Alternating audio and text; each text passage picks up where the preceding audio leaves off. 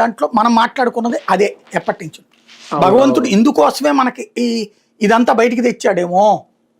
భగవంతుడు కోరికను నెరవేరుద్దాం, ఒక డైరీ పెట్టండి, మీ సొంత డైరీలను దృష్టిలో పెట్టుకుని చెడగొట్టద్దు.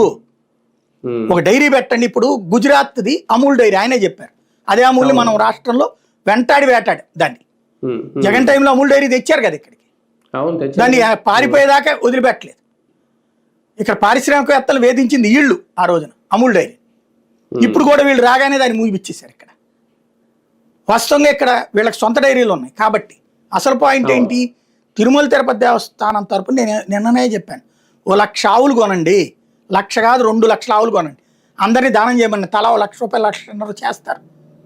అలా చేసిన వాళ్ళందరికీ కూడా మీరు ఏడాదికి ఒకసారి దర్శనం ఇవ్వండి, ఒక 5 ఏళ్ళు 6 ఏళ్ళు చక్కగా చేస్తారు. ఇప్పుడు ఇస్తున్నారు కదా బ్రేక్ దర్శనం, అదికి ఇన్ని లక్షలు కడితే ఏడాదికి 2 సార్లు దర్శనం, అట్లా ఉన్నాయి కదా ఫార్ములాలు.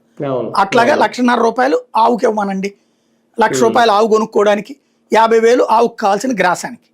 దీంతో ఒక డిపాజిట్, ఒక సిస్టమ్ ఏర్పాటు చేయండి, గో సంరక్షణ ఇదని ఏర్పాటు చేయండి, లేదా సనాతన ధర్మ పరిరక్షణ ట్రస్ట్ అని ఏర్పాటు చేయండి. దాంట్లో ఈ డబ్బులన్నీ పెట్టండి, పెట్టి ఆవులు కొనండి. 2,00,000 ఆవులు ఎంతమంది జనం ఇస్తారో అన్ని, ఖచ్చితంగా ఎంతమంది ఇస్తారో అన్ని ఆవులు కొనండి. కొని రైతులకు ఉచితంగా ఇవ్వండి, ఒక్కొక్కరికి 2 ఆవులు ఇవ్వండి ఉచితంగా. ఫస్ట్ చిత్తూరు జిల్లా వాళ్ళు, తిరుపతి వాళ్ళకి ఇవ్వండి.